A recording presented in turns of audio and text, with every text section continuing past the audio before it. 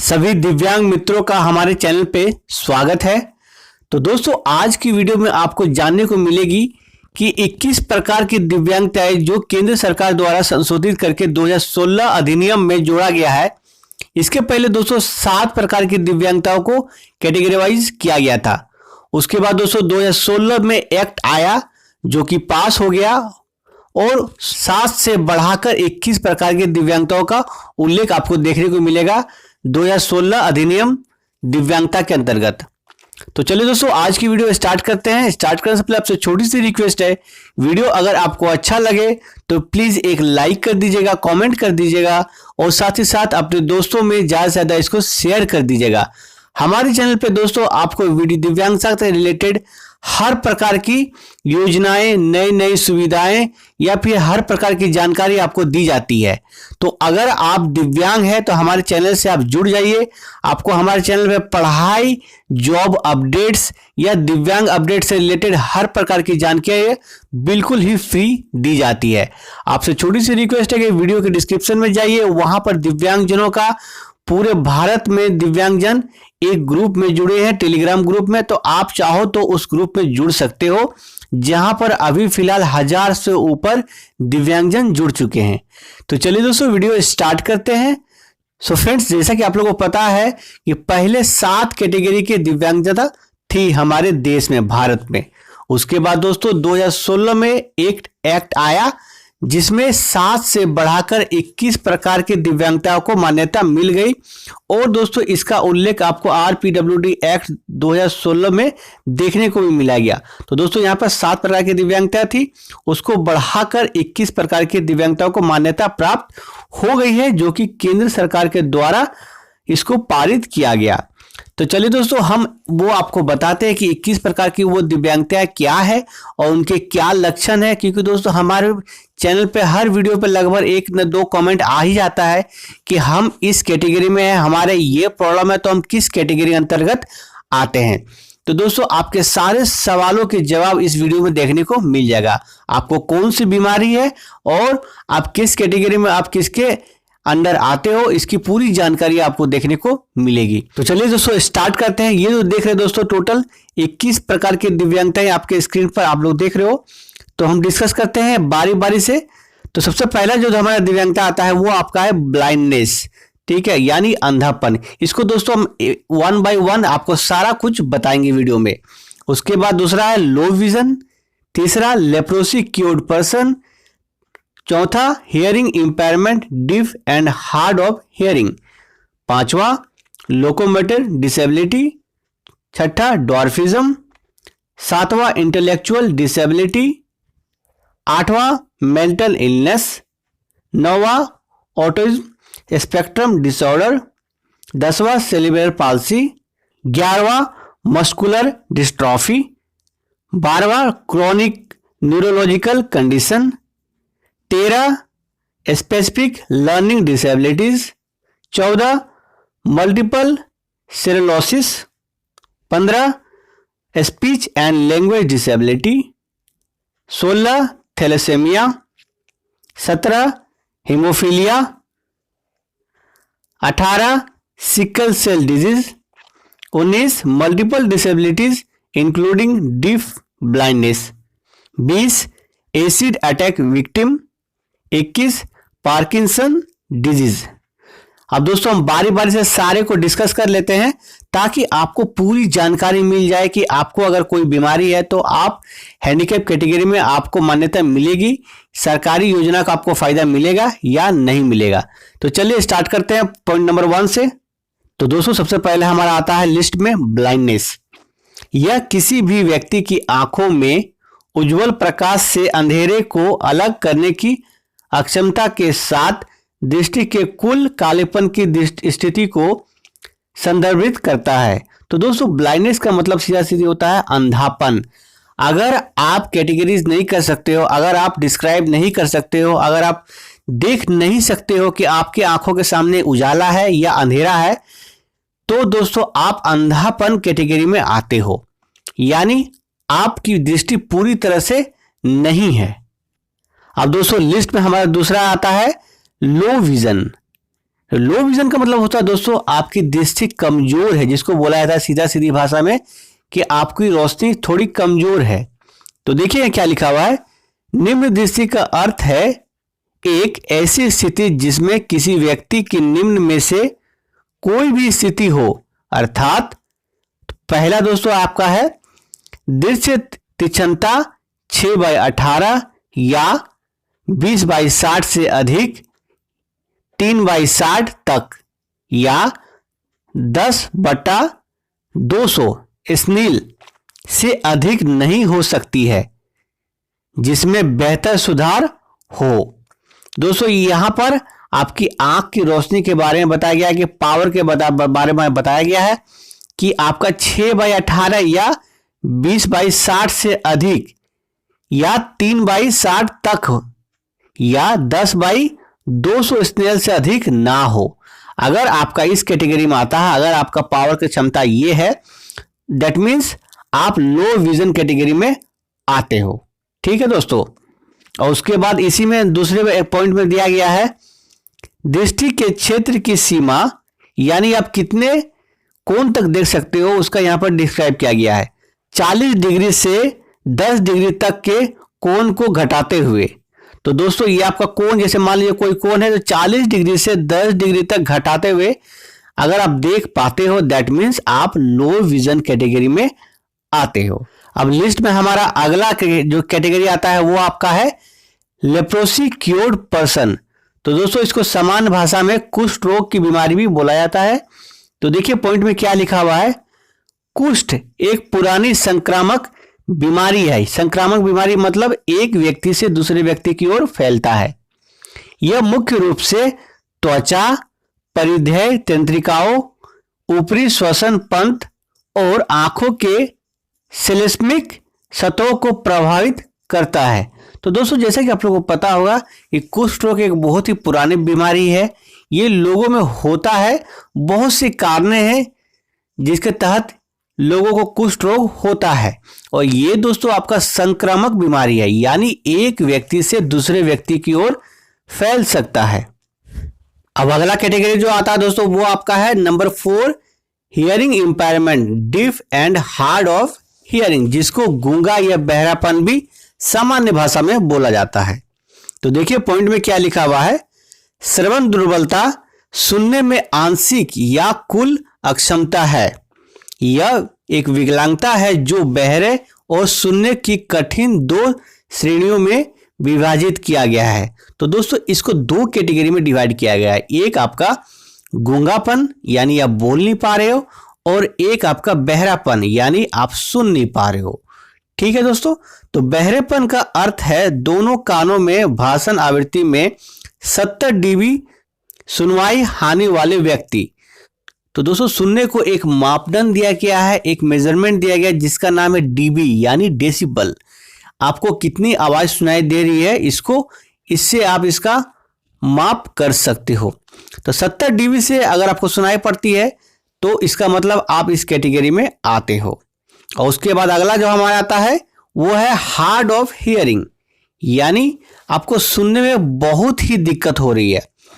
उसका रेंज है आपका 60 dB से लेकर 70 dB सुनने की हानि वाले व्यक्ति। तो इस रेंज में अगर आप आते हो 60 से 70 dB तक सुनाई आपको पड़ता है तो आप हार्ड ऑफ हियरिंग में आते हो। अब चलते हैं आगे। हमारा नेक्स्ट जो कैटेगरी है वो है लोकोमोटर डिसेबिलिटी नंबर 5। तो लोकोमोटर डिसेबिलिटी का मतलब है एक जगह से दूसरी जगह जाने में समस्या, यानी पैरों में विकलांगता। लेकिन सामान्य तौर पर यह हड्डियों, जोड़ों और मांसपेशियों से संबंधित विकलांगता के रूप में लिया जाता है।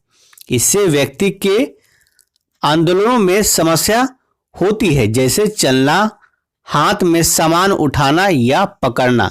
तो दोस्तों लोकोमोटर डिसेबिलिटी का मतलब होता है कि आपकी हड्डी से रिलेटेड, आपको शरीर में कहीं भी प्रॉब्लम है जो हड्डी से रिलेटेड है तो आप इस कैटेगरी में आते हो। जैसे आपको कोई सामान पकड़ने में, दौड़ने में, चलने में आपको अगर दिक्कत होती है तो आप इस कैटेगरी में आते हो। अगर आपका वो 40% या उससे अधिक है तभी। ठीक है दोस्तों। अब अगला कैटेगरी तरफ बढ़ते हैं। तो अगला कैटेगरी हमारा आता है ड्वार्फिज्म। इसको हिंदी में बौनापन भी बोला जाता है। तो देखिए क्या लिखा हुआ है यहाँ पर, बौनापन एक वृद्धि विकार है जो शरीर की औसत ऊंचाई से कम होता है। तो दोस्तों सामान्य ऊंचाई जो आपका है, जो भारत सरकार ने एक निर्धारित किया गया है, दिव्यांग अधिनियम 2016 में भी इसका उल्लेख है कि आपका हाइट 4 फीट 10 इंच यानी 147.32 सेंटीमीटर से कम के वयस्क शरीर वाले मनुष्यों को बौनेपन से प्रभावित माना जाता है। तो दोस्तों अगर आपका ऊंचाई, आपका हाइट अगर 4 फीट 10 इंच से कम है, दैट मीन्स आप इस कैटेगरी में ड्वार्फिज्म में आते हो और दिव्यांगजन की जो बेनिफिट है वो आपको मिलता है। अब अगला कैटेगरी हमारा आता है इंटेलेक्चुअल डिसेबिलिटी।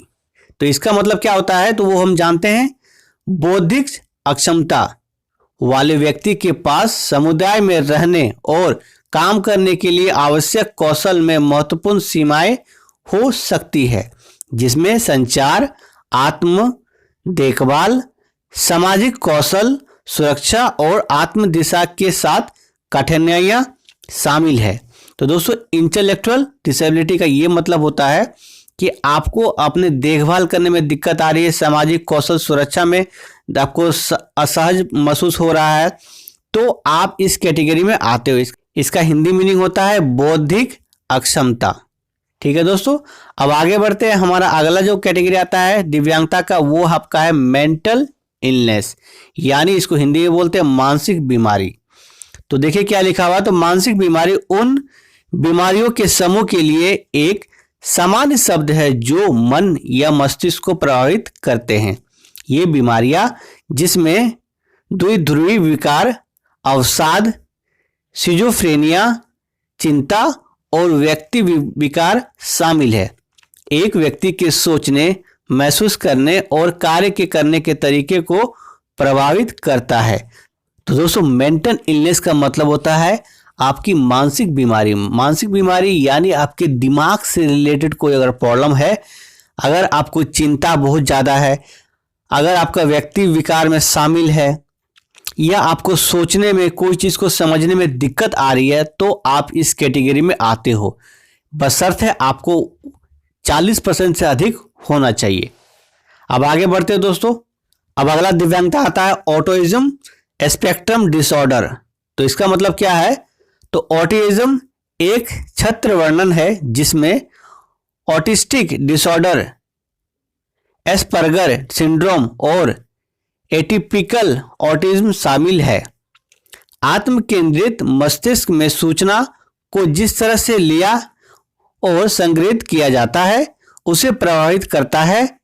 ऑटिज्म से पीड़ित लोगों को आमतौर पर मौखिक और गैर मौखिक संचार, सामाजिक संपर्क और अन्य गतिविधियों में कठिनाइयां होती है। अब अगला कैटेगरी हमारा आता है दोस्तों number 10 cerebral palsy. Cerebral palsy CP एक अक्षम शारीरिक स्थिति है जिसमें मस्तिष्क को नुकसान होने के कारण मांसपेशियों में संवहन होता है। यह बच्चे के जन्म के पहले या बाद में होता है। सेरिब्रल पाल्सी एक प्रगतिशील स्थिति नहीं है, यह समय के साथ खराब नहीं होता है। तो दोस्तों यहां बताया जा रहा है कि सेरिब्रल पाल्सी एक ऐसी बीमारी है जो जन्म के पहले यानी मां के पेट में ही दोस्तों यह ग्रसित, यह प्रभावित करता है किसी बच्चे को, और यह प्रगतिशील नहीं है, यानी ये इसका सुधार नहीं होता, इस समय के साथ धीरे धीरे बढ़ता जाता है। अब आगे बढ़ते दोस्तों, हमारा नेक्स्ट आता है मस्कुलर डिस्ट्रॉफी। तो मस्कुलर डिस्ट्रॉफी का क्या मतलब होता है उसको हम जान लेते हैं। मस्कुलर डिस्ट्रॉफी एमडी न्यूरोमस्कुलर आनुवांशिक विकारों का एक समूह है जो मांसपेशियों की कमजोरी और मांसपेशियों के समग्र नुकसान का कारण बनता है। एमडी एक प्रगतिशील स्थिति है, इसका अर्थ है यह समय बीतने के साथ खराब होता जाता है। तो दोस्तों मस्कुलर डिस्ट्रॉफी का मतलब है आपकी मांसपेशियों में कमजोरी, इसको याद रखिएगा। अब नेक्स्ट आता है दोस्तों हमारा नंबर 12 क्रोनिक न्यूरोलॉजिकल कंडीशंस।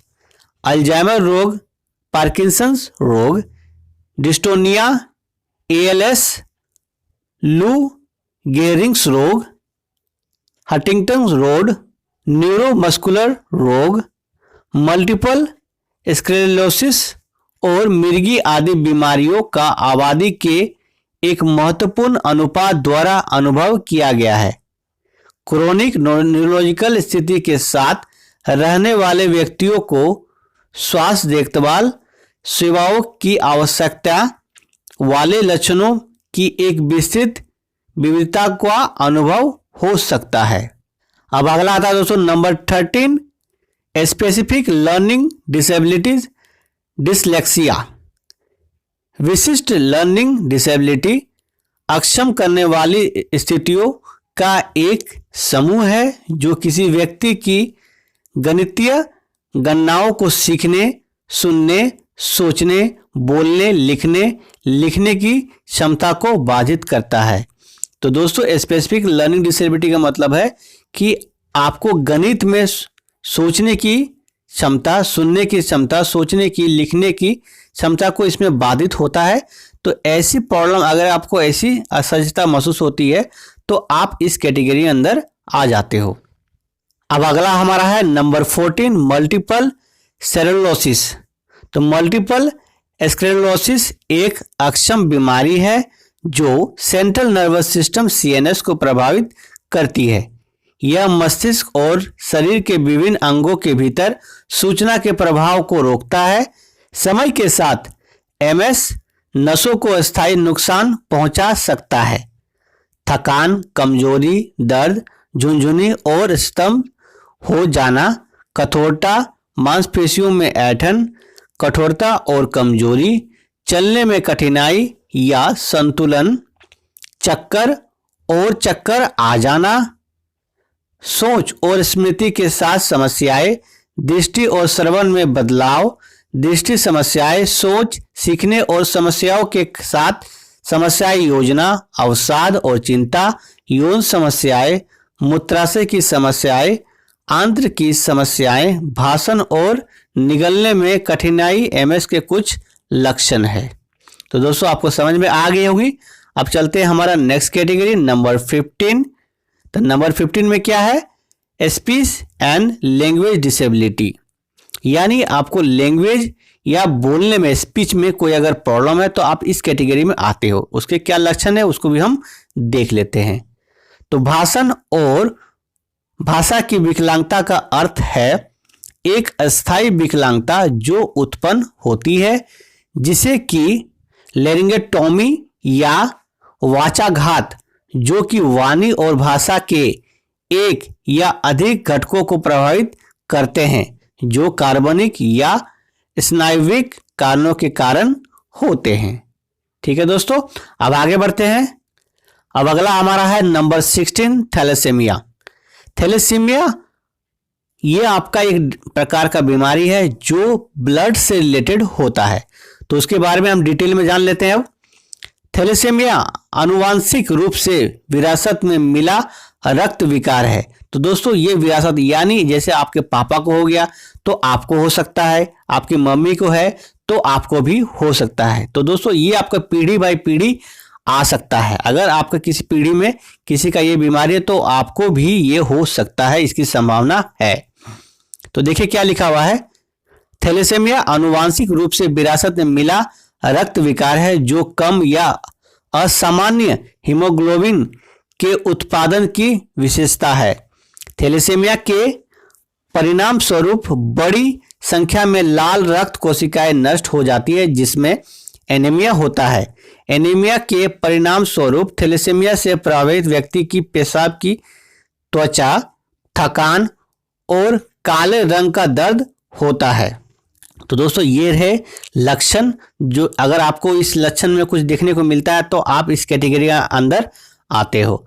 अब आगे बढ़ते हैं दोस्तों, हमारा नेक्स्ट कैटेगरी आ गया नंबर 17, हीमोफीलिया।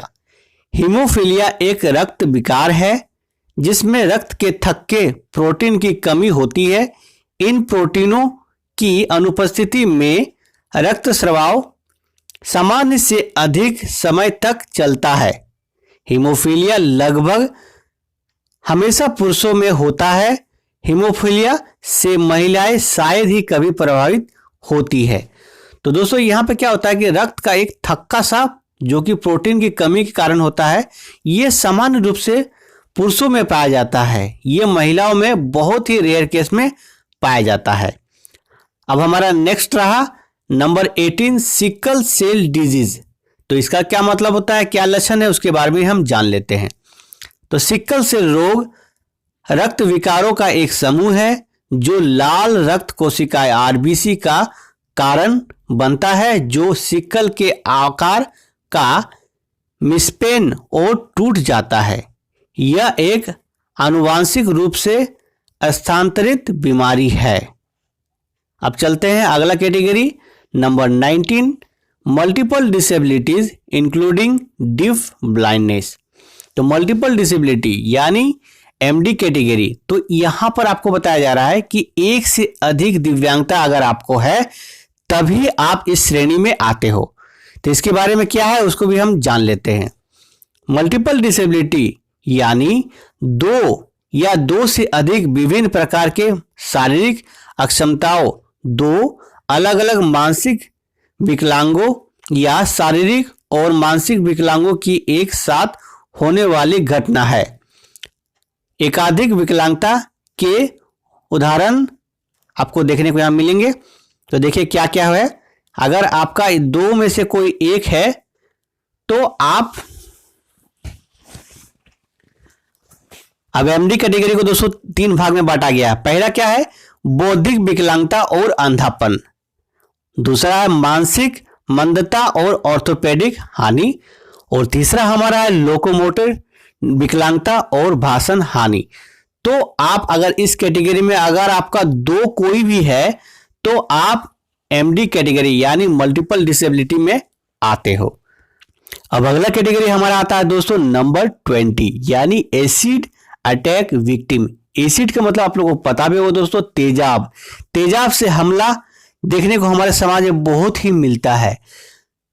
कभी कभी क्या होता है तो किसी कारणोंवश कोई दुश्मनी से या फिर किन्हीं कारणों से लड़के लड़कियां पे या फिर कोई लड़का किसी लड़के पर तेजाब से हमला कर देता है, तो उसका शरीर का जहां पर तेजाब से हमला होता है वो पूरी गल के नीचे गिर जाता है और सिर्फ वहां पर हड्डियां बचती है। तो वैसे लोगों को इस कैटेगरी में यहां पर जगह दिया है भारत सरकार ने। तो देखिए इसमें क्या लिखा गया है, एसिड अटैक सर्वाइवर्स के वे लोग, ज्यादातर महिलाएं हैं, जो एसिड फेंकने के अपराध का शिकार बनी है। यह घटनाएं अक्सर पीड़ित व्यक्ति के चेहरे और शरीर के अन्य हिस्सों को छोड़ देती है। तो मैंने दोस्तों आपको ऑलरेडी बता चुका है कि एसिड का हमला जहां पर होता है वहां पर वो त्वचा नीचे गिर जाती है और वहां पर सिर्फ हड्डियां बचती है और देखने में दोस्तों बहुत ही भयावह होता है। आप लोग देखे भी होंगे आप लोग इसको समाज में। तो ये बहुत ही बड़ी समाज में एक बुराई है और हमें इसके खिलाफ लड़ के आवाज उठानी है कि ये समाज में बिल्कुल नहीं होना चाहिए, क्योंकि एसिड अटैक विक्टिम का चेहरा बहुत ही खराब हो जाता है और उसी चेहरे के साथ उसको जीवन भर रहना पड़ता है। ठीक है दोस्तों, अब आगे बढ़ते हैं। हमारा नेक्स्ट और सबसे लास्ट जो कैटेगरी आता है वो है नंबर 21 पार्किंसन डिजीज। तो इसका क्या मतलब होता है, इसका क्या लक्षण है उसको भी हम जान लेते हैं। तो पार्किंसन रोग पीडी एक केंद्रीय तंत्रिका तंत्र विकार है जो आंदोलन को प्रभावित करता है। पीडी में झटके और कठोरता की विशेषता है। यह एक प्रगतिशील बीमारी है जिसका अर्थ है यह समय के साथ बिगड़ जाती है। तो दोस्तों ये एक ऐसी बीमारी है पार्किंसन डिजीज जो समय के साथ प्रगतिशील है, यानी अगर आप इस डिजीज से ग्रसित हो हो सकता है कि समय के साथ आपको ये डिजीज छोड़ सकता है, यानी आप स्वस्थ हो सकते हो। तो इसको भी दोस्तों भारत सरकार ने एक जगह दी है दिव्यांगता की एक कैटेगरी में, जो कि सबसे लास्ट पार्किंसन डिजीज के नाम से इसको जाना जाता है। तो दोस्तों इस वीडियो में मैंने 21 प्रकार की दिव्यांगता, उसके क्या लक्षण है, उसको बताने की कोशिश की है। उम्मीद है दोस्तों आपको ये वीडियो अच्छा लगा होगा। अगर किसी कारणवश आपको अच्छा नहीं लगा तो मुझे आप कमेंट करके जरूर बताइए, मैं अगला वीडियो में इसको इम्प्रूव करने की कोशिश करूंगा। तो चलिए दोस्तों मिलते हैं फिर अगले वीडियो में, तब तक के लिए धन्यवाद। जय हिंद, जय भारत, जय दिव्यांग समाज।